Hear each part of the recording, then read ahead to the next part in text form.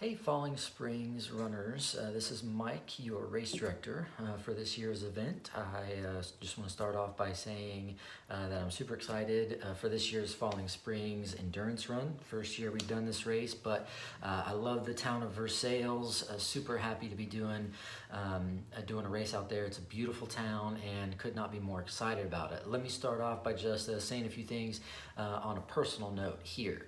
First of all, I apologize that you're just now hearing from me in this format. As we lead up to a race, normally the week before a race, I like to send out an email with some basically like all the details that you're gonna need, and then throughout the week on race week, I'll be posting videos and updates and that sort of thing. And if I seem a little subdued right now and not my normal chipper self that I am on these videos, I'll tell you why. So I had, just to get again on a personal note, I had a surgery last week on my ear. That's why my ear is packed up, and ended up being a little bit more major, more complicated surgery than it was supposed to be.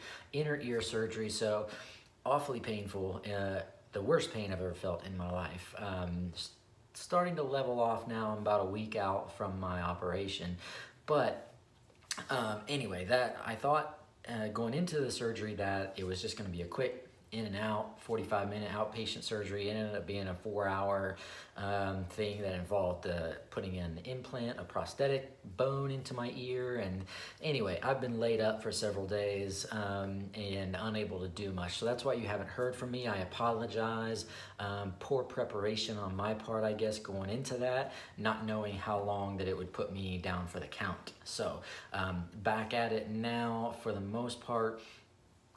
So some things that, the reason I say that, it is going to impact the race a little bit because I'm not able to scream or clap or really be around loud noises for quite a while. So I will be there, I will be cheering you on, but please don't take it personally if I'm not screaming for you every time you come through the line between each lap. I am there for you and I'm very happy for you, but I do kind of have to keep myself pretty chill throughout the duration of the race. So anyway, I apologize that you haven't heard much from me. That's not normally how I like to do things, and so hopefully this video today is helpful. I just want to go over a few details about the event, and let's get ready for Saturday. First thing, I'll start at the end of my list down here with the weather. It's pretty dreary and kind of cool right now in central Kentucky. Where I am right now in Lexington is just about 20 minutes from Falling Springs in Versailles, so the weather's pretty much the same. Pretty dreary and gray right here right now, but the forecast for the weekend looks fantastic. It looks like it's going to be sunny. I forget what the temps are going to look like, but it does not look like we'll be getting any rain. If we do, that's really okay, because we have a great facility there at Falling Springs. Big picnic shelter, will be fine, but the weather's looking really good. Did want to let everybody know there is a new course map online. So if you go to the website nextopportunityevents.com/Falling Springs, there's a new course map online. Not a major change, it's still a 4-mile loop, but I have sort of, it's just a little bit different. So if you are going to be carrying a GPS, or if you're going to be following the route on your watch or anything like that, you might want to download the new one that I just put up there today. Again, it's not a major change, and all in all, the park's pretty flat and similar. So I just took a little turn here where I didn't before, and a little turn there. So it's a slightly different configuration of the loop, but it's still a 4-mile loop that you can expect at Falling Springs this weekend. But take a look at the course map just in case you need it during the week, but we will have it flagged and signs out on Friday, and so you shouldn't have to worry about following the course at all. It'll be pretty easy to follow. Just keep in mind, I guess, while we're talking about the course, there are some hills there. I wouldn't call them climbs. You can run the entire thing. It's not the kind of thing where you need to power hike, but it is Kentucky, and these are rolling horse farm type hills. Looks like the map says about 250 to 300 feet of elevation uphill on each lap. So not much really, a flat course, if you will, but that will definitely add up over the course of 12 to 24 hours. So just be prepared for that and pace yourselves accordingly. I want to talk about the finish line here really quick.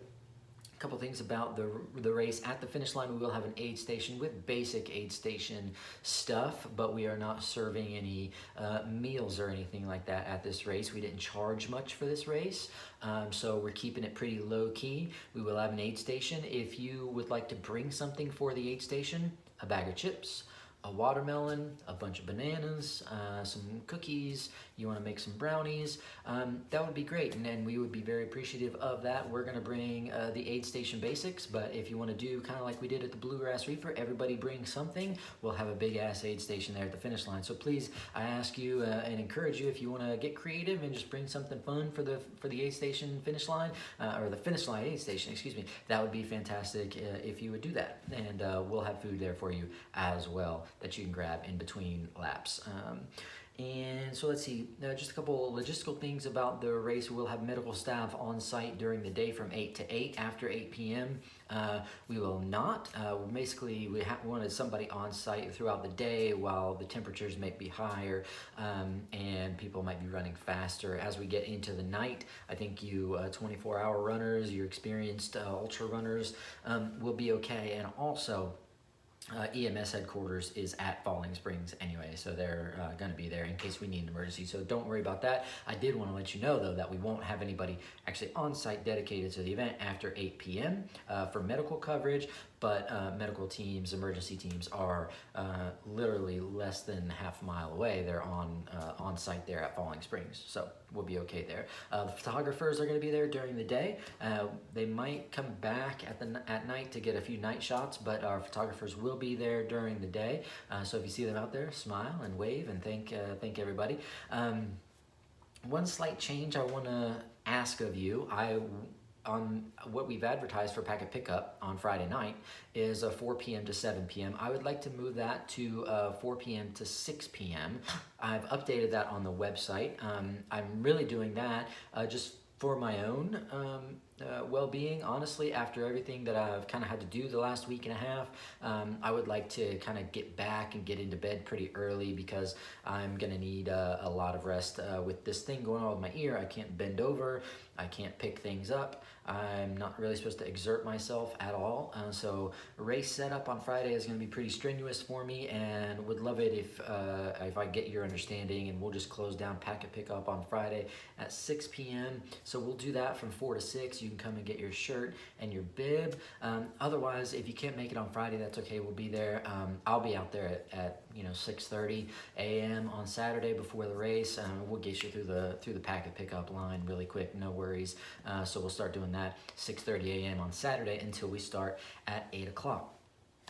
So let's talk about running the race. For you individual runners, you will all have a bib with a timing chip on it. You'll have to wear that for the duration of the run.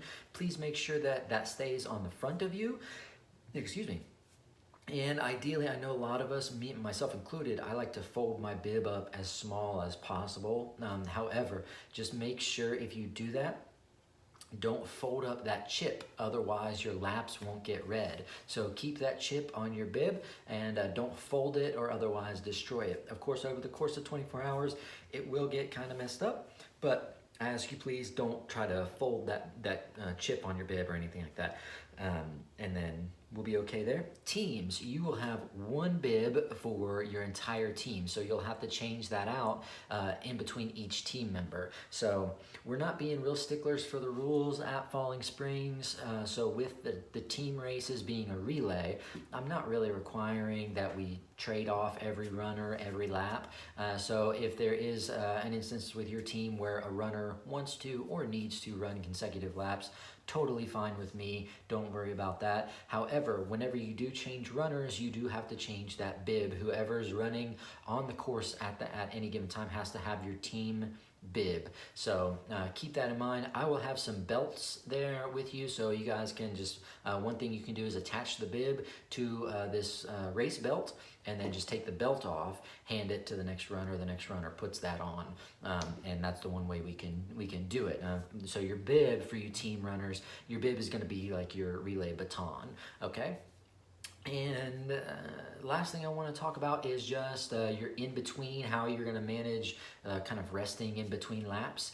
So with my timing system, I am setting a minimum lap time of a half an hour.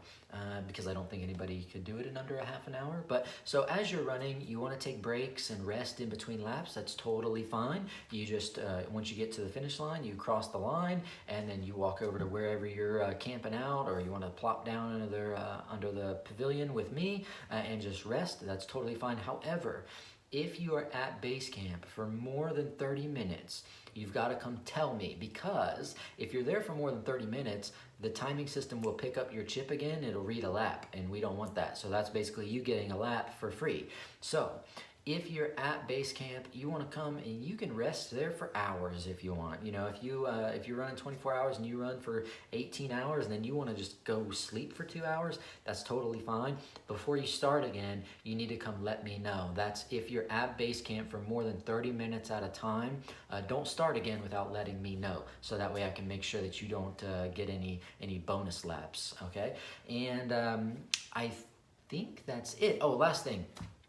If you're going to drop out of the race, we're not really doing a DNF at this race. It's a timed race, so you signed up to run 12 hours or 24 hours. The clock will keep running on you no matter when you quit, whether you run the full time or if you only run 2 hours or if you run 18 hours. Whenever you stop, please let myself or one of the other staff members know that you are no longer competing in the race. We will go ahead and block your race from the timing system so it doesn't pick your chip up anymore. And otherwise, the time will continue to go because everybody's got the same time at this race. What matters is the distance. So again, kind of like if you stay at the finish line for more than 30 minutes, let me know. Also, if you drop out of the race before the finish time of 12 hours or 24 hours, being 8 p.m. or 8 a.m. on Sunday, just let me know, and that way I can take care of the timing. As far as results and live tracking, I'm working on that today and tomorrow. My goal is to have that streaming up to runsignup.com during the race so people can see a leaderboard. However, that's usually a whole lot easier with fixed distance events. Like if we were doing a 50K, no problem. I can do that. But with these fixed time events, it gets a little quirky, so I'm messing with it. If we don't get that worked out, please be patient with me. I will get final results up probably sometime on Sunday after we get some sleep.